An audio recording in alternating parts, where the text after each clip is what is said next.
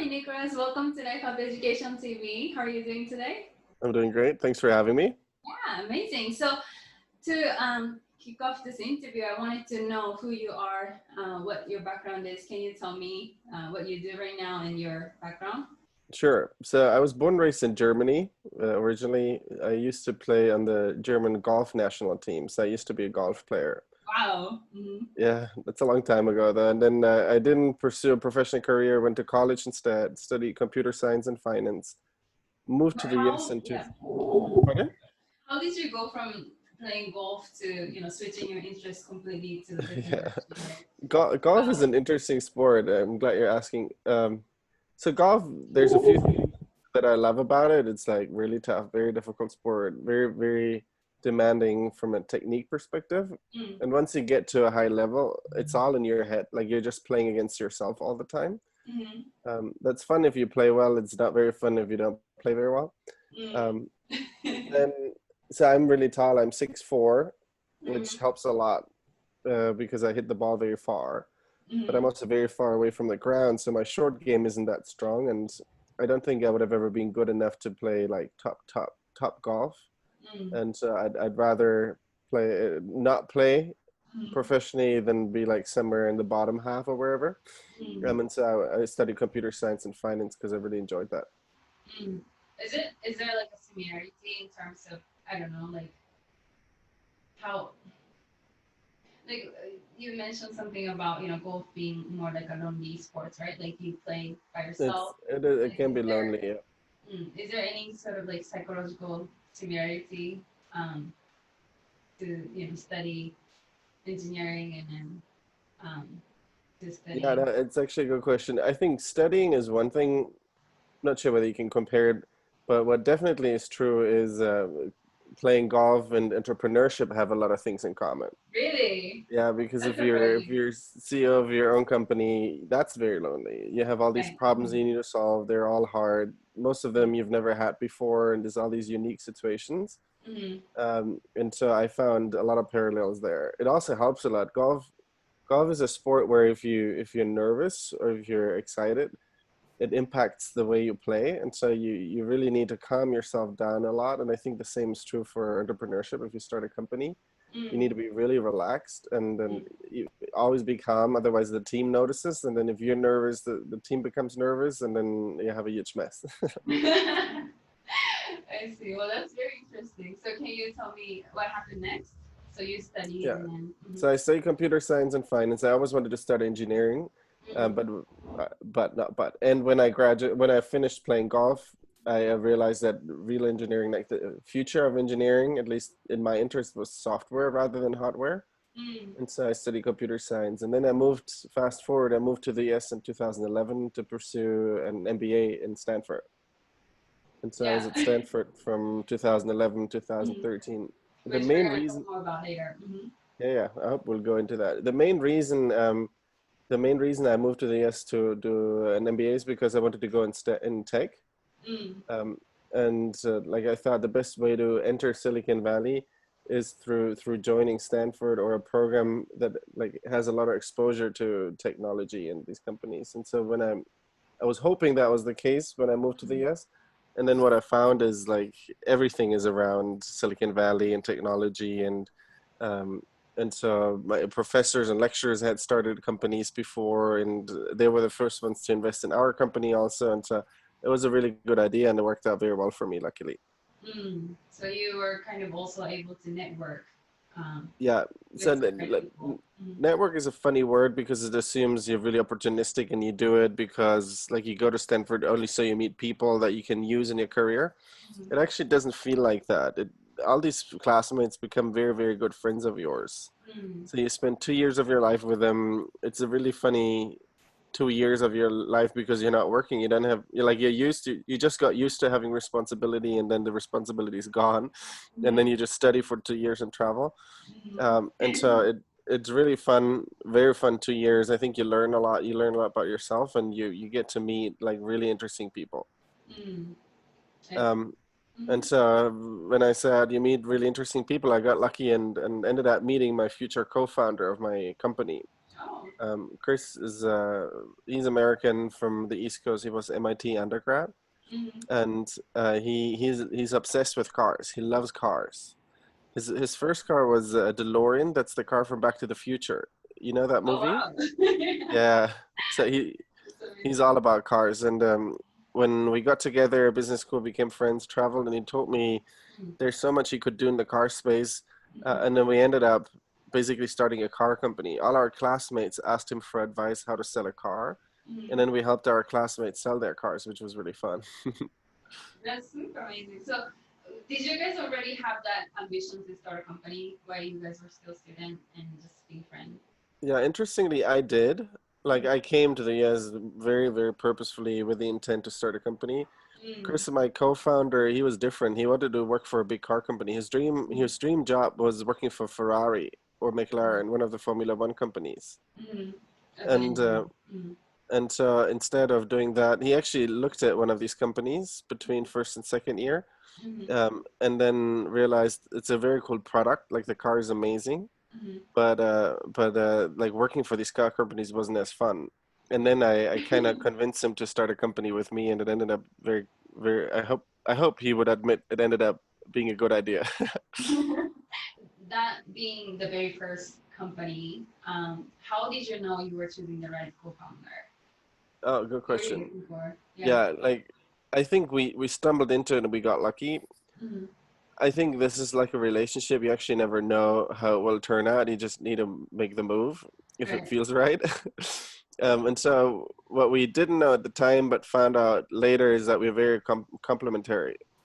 He's a thinker. He's incredibly smart and really strategic, and very creative, Mm-hmm. and so he really enjoys that part. And then he has 1,000 ideas, and then he usually stumbles, and I'm the opposite. I have a hard time coming up with really creative things to do and ways to solve problems. But once you give me direction and I Mm-hmm. agree with the direction, I run very fast with a lot of urgency and get a lot of stuff done. And That's so, amazing. yeah, he had all these ideas, and I'm like, I think these are all not good ideas, but let's try that one, for example. Mm-hmm. And so we explored that, and just happened to be a really good fit, the two of us. Does that make sense? Yeah, yeah, it makes perfect sense. Yeah. So that actually leads me to my next question, which is, you seem to be very passionate about technology, and this has been consistent passion of yours, right? Why technology though? Like our show, one of the things I talk about is the possibility with humanity. So Yeah. in terms of technology, like how do you see technology playing the role in Yeah. I think there's, I think the big difference between what I wanted to do and what I'm passionate about when I was a kid and today is like back then Germany is famous for German engineering, that? and that's mainly hardware like robotics and stuff, like really, really interesting stuff. Mm-hmm. Germany is a little less famous for software, Mm-hmm. like technology that scales better, where you don't have to have metal and robots. And so I got like, Yeah. yeah, I got really excited about the software part because I feel like with software you can solve a lot of problems, be it in, like, you think of the space and there's software that disrupted the space in some way or the other. Um, I'm not like a rocket scientist. Like I don't get very, very deep in technology and develop technologies that develop better technologies, but I like using technology to solve problems. And so when we started our first company, it ended up being, think of Amazon for used cars. So we were selling used cars online, Mm-hmm. and it was more of a technology enabled company than a technology company. Mm-hmm. And so the new company we're starting right now is a fintech company. So it's a financial company, financial services company that's powered through technology. Mm-hmm. And it's, again, it's not rocket science. Like, we're not reinventing something completely new, but we're using technologies that are available to Mm-hmm. solve problems today that weren't available a couple of years ago, if that makes sense. Right, right. I heard this before where someone describes what innovation is to take the existing idea and then mix them together with something else and then come up Yeah, with a newer. I So would think so. you guys are very innovative. So sorry, Trying I to be. think I think I actually interrupted you there. From our my first question actually, I think I didn't let you finish your full story of Oh how yeah, you yeah. I got lost we were halfway. Yeah. So what did we do? sorry, We I got started this. too interested. Yeah. No worries. I'm glad you asked. So we started this company Yeah. called Calypso, sold our classmates cars, raised $1.2 million from professors. Experiment a little bit, went through Y Combinator. Y Combinator is the most well-known startup Right. accelerator in Silicon Valley. Top notch. Yeah. Yeah, that was a really good experience. Graduated, raised a little bit more money, changed the model. Our model wasn't scaling as fast as we wanted it to be. It was very labor intensive. And so we moved away from helping private people to sell their cars to the private people. But we really introduced this Amazon model where we sell cars completely online. And so that started growing really fast. So fast that we raised, I think at the time, then $10 million, and then started building a company. And then we ran that company for another 2 years. That was 4 years in total at the time.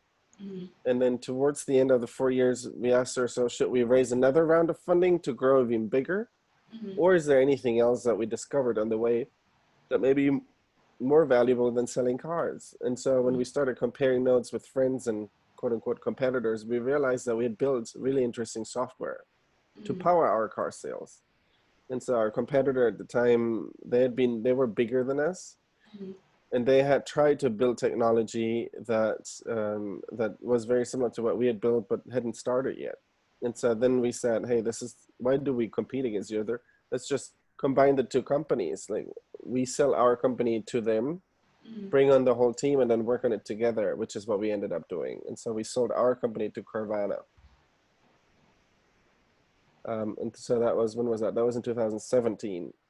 And then we, as part of the deal, we stayed on, which was exciting because we wanted to see it through. Like, we weren't done yet. We thought there's still a lot of work to do.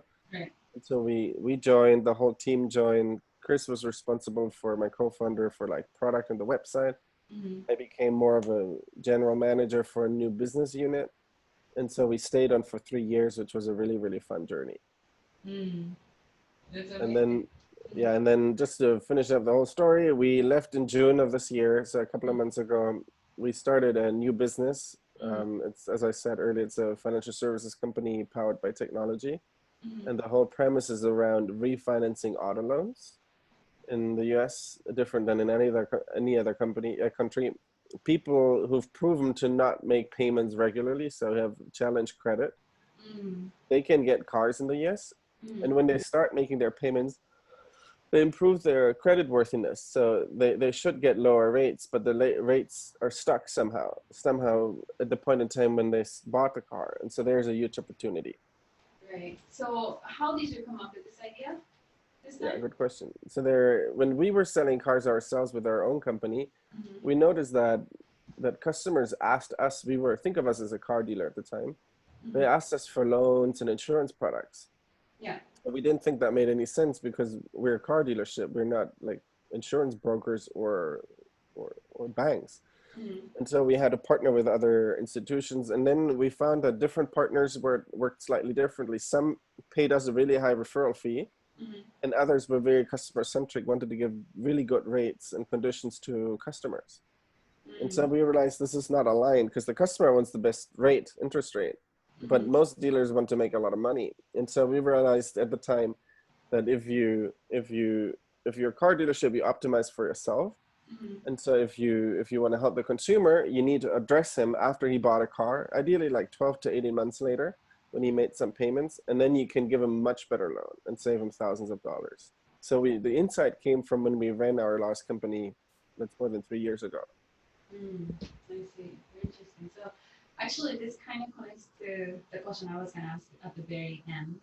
But in terms of like pursuing business opportunity, like where is your passion? Like is it the fact that you like the game of entrepreneurship a lot, or like do you see yourself liking the game as an entrepreneurship, or do you see yourself liking the idea of like helping the car industry? Like where does it come from? Yeah, I think motivations and passions change. Like you always want to do the right thing for the right reasons. Right. And so I think that changes a little bit. When I graduated from business school, and that's true for myself, for all my peers, for everyone, like we're really ambitious.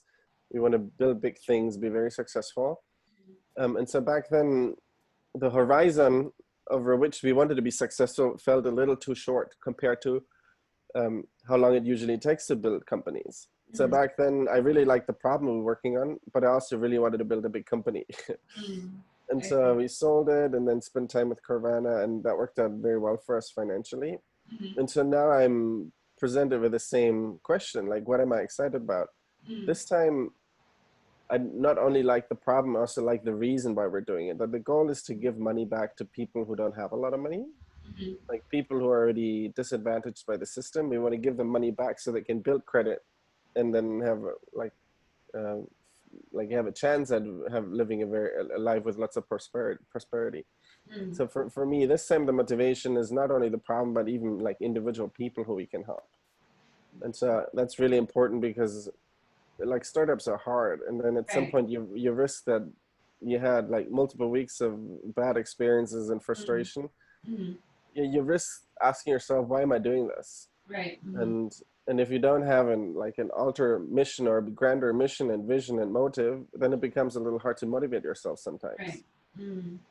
But do you think that it came out of your necessity, or do you think that was intention that was already there? Good question. Yeah, so I I always liked competing. Like I really enjoyed it. I wanted to push myself and be really, really good. And I also didn't like competing with people who, in golf, for example, who are worse than me. I always enjoyed playing against people who are much better than me. I thought that brought the best out of me. I think entrepreneurship is a little bit like that too.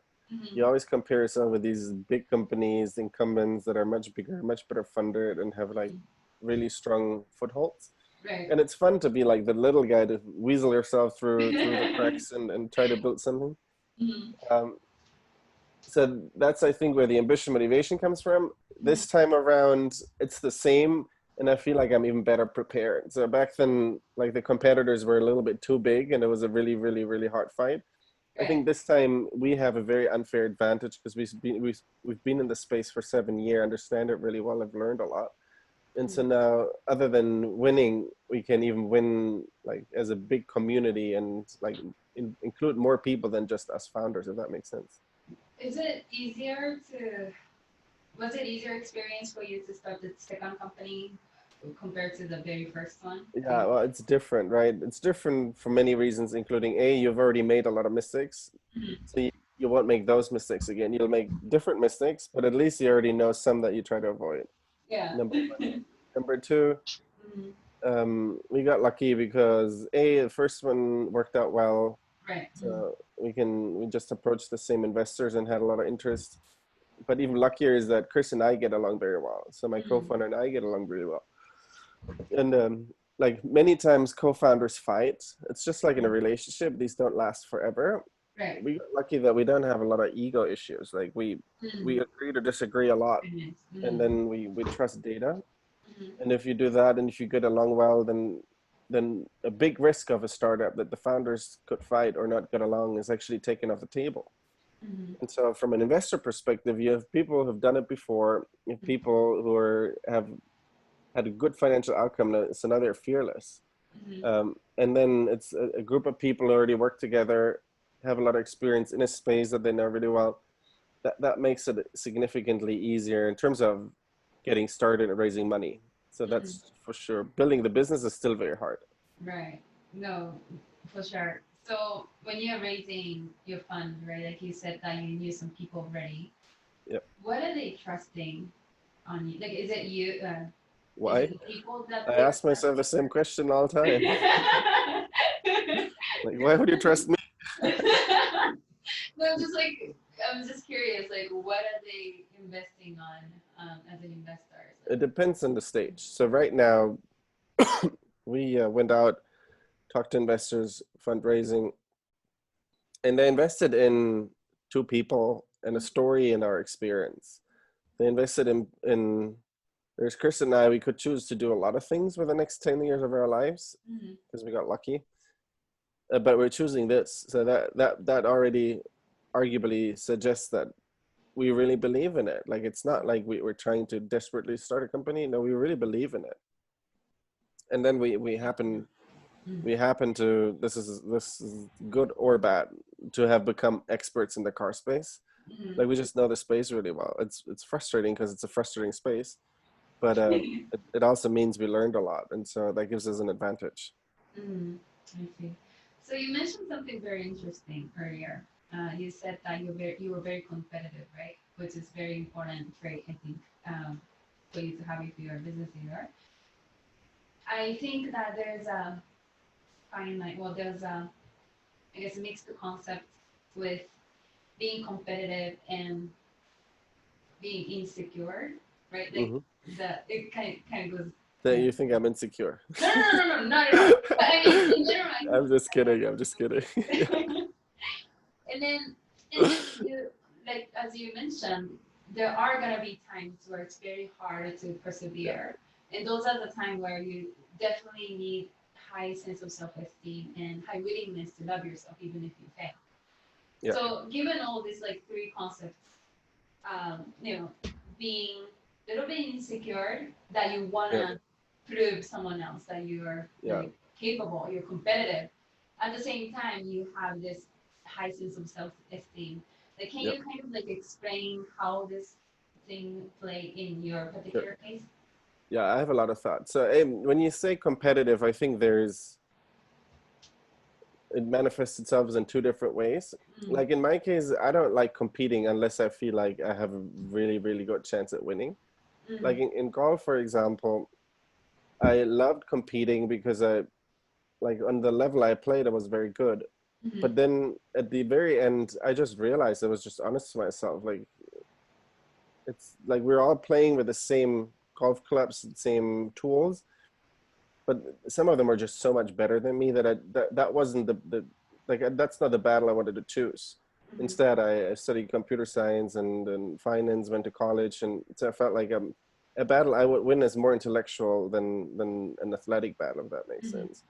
And so when we started our first company, like everything we've always looked for was where do we have an edge? Like where do we have an unfair advantage because we know something or we have access to something or we've built something, or we like have, yeah, specific resources. And so when I compete, I don't want to compete in something that's a commodity. Like I'm looking to compete on a level where I have a unique advantage. mm, So in the new business, for example, we just happen to know the space so well. mm, And so I think that's slightly different than just competing for the sake of competing. So that's around like a few thoughts around competing in general. And mm, then competition, I think I'm just motivated. I just like having fun and being good at something. Like I don't mind losing at all. Like mm, in golf, I was very upset when I lost because I messed up. I was not very upset that the few times I lost and the other person was just better than me. And so in startups, what you just need to know that some days are just really bad. Like you wake up and it starts bad and then it gets even worse. Um, the most important thing is to like get a lot of sleep, to work out, and to manage your own psychology. You mm, need to understand whether it's just you that feels down or whether the like all the signs point to like this is not working. And mm, so that's no problem. You just need to be intellectually honest. You need to try hard enough mm. to not have a wrong signal. But if at some point you realize this is not working, you just pivot to something else. Right. So I guess I have two different questions following up Okay. to that. Like the first one is when do you know if something is not Yeah. working anymore versus like you need to persevere? And the second thing is how can you gain the courage to not blame yourself when you make mistakes, like in a time Okay. like that? Yeah. So your first question was how do you know when it doesn't work? It's actually the question is actually the other way around. That's even harder. When do you know that it works?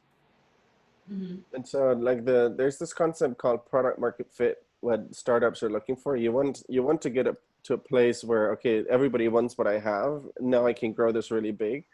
And so there's no like it's not black and white whether you have product market fit or whether you don't. In our previous company, like the model that we pursued in the end was going really well. Mm-hmm. Like from 0 to 150 cars a month. 150 cars a month means $35 million, $3 million in revenue. So that's quite a lot per month. Like that worked really well, and we had every reason to believe the company could be very, very big. Right. And Mm-hmm. then the next sale and the next sale and the next sale became harder and harder, and we were really confused because it went like that and then became flat. Mm-hmm. And so what we, with hindsight, it took us a long time to understand what happened. Like we had these early adopters, like we found people who understood what we were doing and wanted what we have. And these were a little less than 150 a month. Mm-hmm. And then when we went beyond that, we entered a segment of the market that was just not as willing to Mm-hmm. take the risk or what felt like a risk or to try this out. And so that's why the question is, did we have something that worked? Like, did we have product market fit? And you can argue we did. You can also argue we didn't. I think we had it for a specific segment. And so that's why we had a really good feeling and we got very, very positive feedback. Mm-hmm. But then we noticed like it was getting harder and not easier to Mm-hmm. scale the business. And then we realized, okay, I don't think we have it for that segment. Mm-hmm. And then, yeah, there's no data that suggested in other than in our case, like the customer acquisition cost went up and not down every time we tried to make another sale. So that wasn't a good sign. Mm-hmm. But in reality, we didn't need the data to tell us. Like we felt it wasn't quite working. Like it wasn't like everybody wanted what we had. And Mm-hmm. so I think that's how we felt it. And then the second question is, how do you have the courage to go on? Well, To you, not blame yourself when you know that okay. you kind of messed it up. Well, Phil Knight, the guy who started Nike, Mm-hmm. he went to Stanford Business School too. And he has this one saying that I love. He says, it doesn't matter how often you fail, for as long as you don't fail the last time you try. Mm-hmm. So he says the failure is just part of the journey and you get used to it. Like it's in the beginning, you may be discouraged if something that you believed in didn't work, but like that's just startups. Every day today, I tried 3 things that didn't work and I thought it was fun. You're like, oh, I thought this could work. Mm-hmm. And then you just get used to like getting punched in Right. the face. Mm-hmm. It's just part of the journey. Mm-hmm. Um, and Do you think you're more tolerant to that because you've been through a lot now compared to I've been through a lot. Like luckily, I haven't like physically, I have not been through a lot. Mentally, maybe. before? It depends. It depends on what you enjoy. Like Chris, my co-founder, loves the super early stage of the company. Mm-hmm. I'm starting to get much better at handling it because it's the part where you need to be really creative. Mm-hmm. If it wasn't for him, I think I couldn't do it because I need somebody to be really creative. Mm-hmm. Also, I think vice versa. If you ask him, it's like, yeah, I have all these ideas, but I don't know how to get going. Like I don't get anything done quickly. So that's why we work well together. Mm-hmm. And yeah, like for as long as you're not trapped into doing something that doesn't work and you don't know a way out, this is all fun. Like you just need to be honest to yourself. You need to try as hard as possible. You need to maintain your integrity. Mm-hmm. And then if you quote unquote survive long enough as a company, if you don't run out of money, you'll find something that works. You just need to be really frugal. Mm-hmm. I see. That's very insightful. So I'm gonna actually come back to one of your early experience at the Y Sure. Combinator. Can you tell me about the experience you had there at the Y Combinator? Yeah. So for a little context, Y Combinator or YC is a startup incubator or accelerator program. I think they have 2 classes a year. They accept 100 startups. And so the goal there is, it's also jokingly, it's being called the summer course 6 summer camp. Course 6 is the software engineering or computer science class in MIT. Mm-hmm. And so what the initial engineers, initial founders that joined the program were all like these incredibly hyper smart people Sure. Yeah. from MIT who started building products, Mm-hmm. but who had like one little weakness or lack of experience. They never left the building. They always thought they can reinvent the wheel from behind the computer screen. Mm-hmm. And Y Combinator is like, no, no, no, you have to go out of the building and talk to your customers because they'll tell you whether or not or you can watch them use your product and then you learn. Mm-hmm. And so that's uncomfortable sometimes. Mm-hmm. But the program, like they keep you accountable. Every week you have office hours and you check in and there's other teams that keep you responsible and accountable. And so I really enjoyed that part, meeting other entrepreneurs who were like in the fight, in a different fight, but we're fighting the same direction at least. And then towards the end of the experience, you have what's called demo day. That's when all the startup pitch and create this environment where a lot of investors want to invest, and it's really hard to tell which company works and which one doesn't. So everybody gets money. Mm-hmm. I think that's a good experience. We were lucky that we had raised a lot of money already before entering YC, and we came from a really strong network from Stanford. Mm-hmm. But people who don't have that network and want to raise money for their company, I think going through that program is really, really, really, really valuable. Mm. How do they get in if they're not in the same position as you are? If they're not in the same what? Position as you are, like Position? because you Uh, already had like good proof of success like before? Oh yeah, no, actually, I think in some way I felt like we were actually already beyond like the very early startup stage with our business. We Mm-hmm. had a reset because we changed the model, and so that made us a good fit. Mm-hmm. But you don't need to have revenue. You don't need to have like an operating product. What you need to have in order to get into YC is a strong conviction, and you must have talked to customers, and the customers must have either disagreed with you and told you what else to build, or you learned a lot from talking to customers, so much so that you have the courage to build a business. And so there's a lot of companies at YC that are very early stage, and that's good. What all of them have in common is like they have the courage to talk to customers, they have convictions and don't mind to be proven wrong, Mm-hmm. and they're just willing to learn really quickly.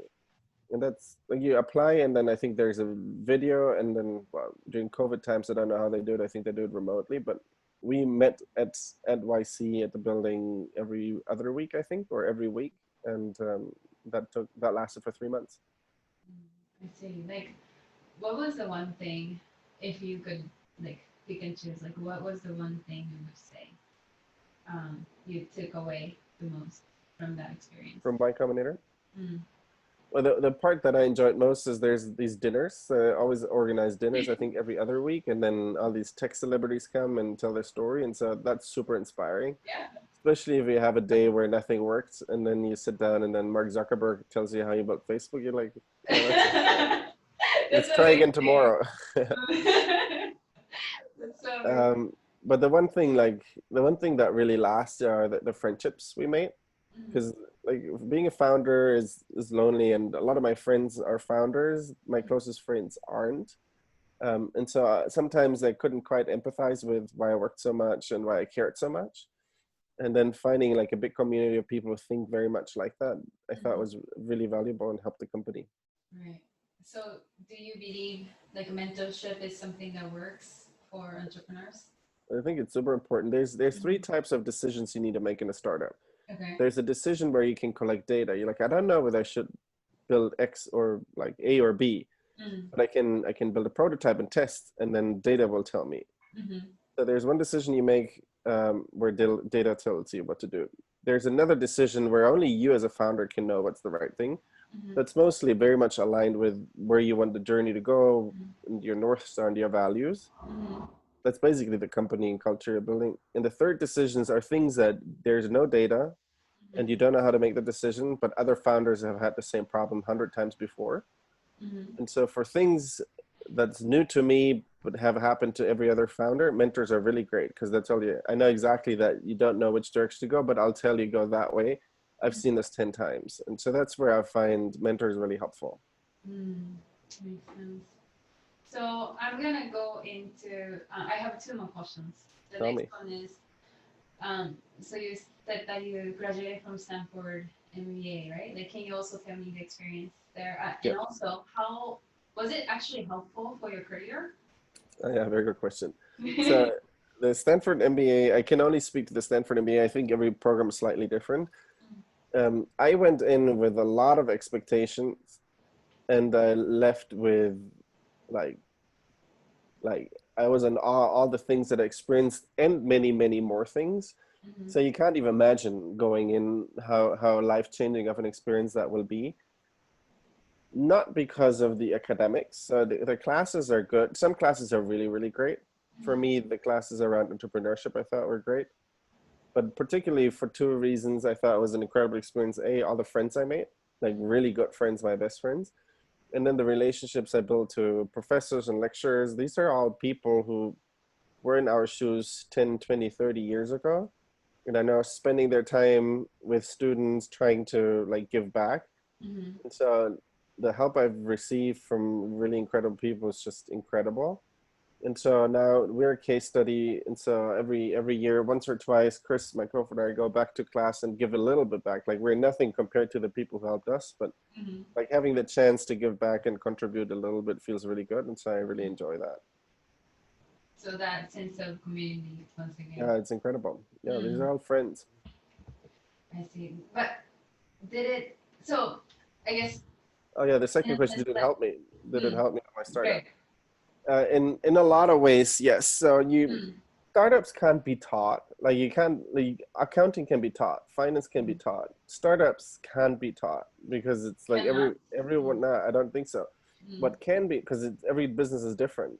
What can be taught is the process. Like mm, how do you go about building a business and finding product market fit? That's what all you care about in a company. Everything else beyond that is hard, but I think the hardest part of a business is finding product market fit.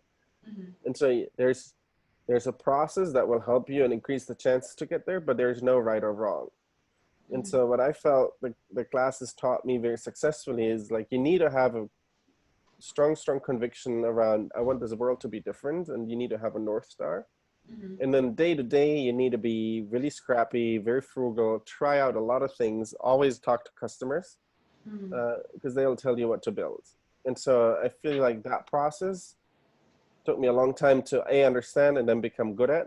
But I feel like now looking back, like I would have never learned it and never understood it if it wasn't for the classes I had at Stanford. mm. Number one, and number two is like all our funding from our first company came from professors and lecturers associated to Stanford. So we would have never been able to start the company if it wasn't for them. Right. I see. I see. So I'm gonna move on to my very last question that Okay. which makes me sad because you have been like incredible guest. Okay, so what I want to ask is, I think we kind of discovered this throughout our conversation, but what would you say? How do you describe what it takes for someone to become a good, successful entrepreneur and advisors in this investor in Yeah. tech area? I have a number of thoughts. Number one, in order, like nobody will tell you whether or not you'll be successful. Even you might not know. Even you might think you'll be successful and you won't, or you may doubt yourself and you won't. The most important thing, as a founder and to start a company is to just get started. Like you have to do something. Mm-hmm. If you just think about an idea and find all the reasons why it could or it could not work, you will always talk yourself out of trying because Mm-hmm. there's all these answers that you don't have, and then you're like, oh, there's a gazillion things I need to figure out. Right. This can't work, and so it's very easy to talk yourself out of starting something, and I think that's actually the biggest danger. So the most important thing is to just get started, Mm-hmm. and then you have to do it for the right reasons. Like if money is your main motivation, you'll just not last enough. You won't be tenacious enough to go through really hard times. Mm-hmm. And so the real reason why you're in it needs to be something like a North Star, something really ambitious that you can achieve that's good for people and not just good for your wallet. Right. And so if you have that, then I think everybody is well suited to start a business and everybody should try. Mm.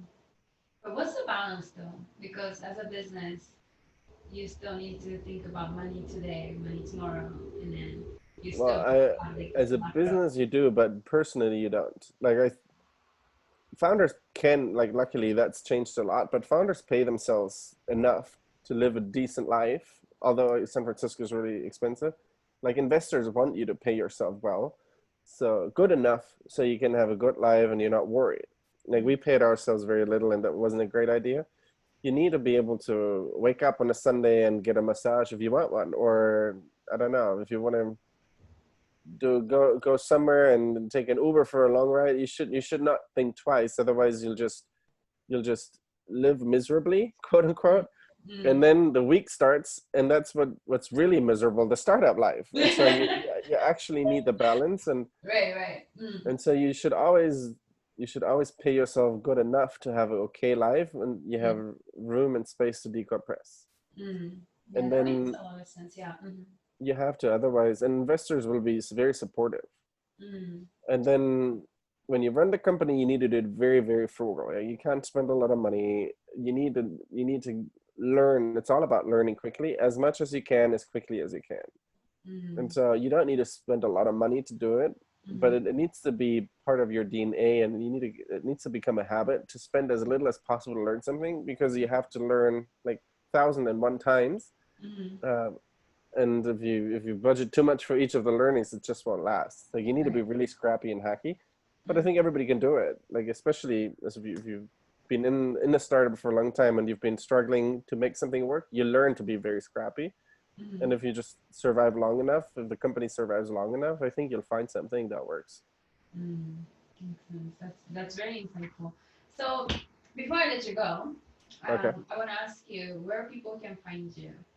Okay, cool. So yeah, I think the best way is just like you did, find me on LinkedIn, look Mm-hmm. for Nicholas Hinrichsen. Maybe you can just put my LinkedIn profile in your show notes. Mm-hmm. And then Yeah. yeah, people don't hesitate to reach out. It'd be fun to connect with people all over the world. And if you have questions or if you have answers or if you have feedback, like I'd love to hear. And then we didn't talk about it too much detail, but the new company is called Clutch.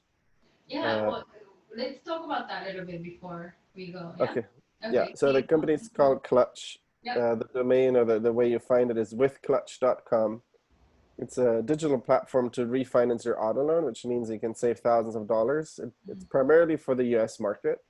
It's a technology company. It's a fintech business. We just started. We left our previous company, not even, well, we left it in June. Before the end of June, we had secured investment. So that happened so quickly, which was incredible. Mm. And we're about to close the round and then get started. And so the goal here is to save Americans a lot of money on their car expenses.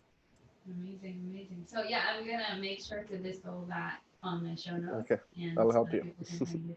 Yeah. Well, thank you very much for coming to my show Well, today. thanks for having me. Thanks for reaching out.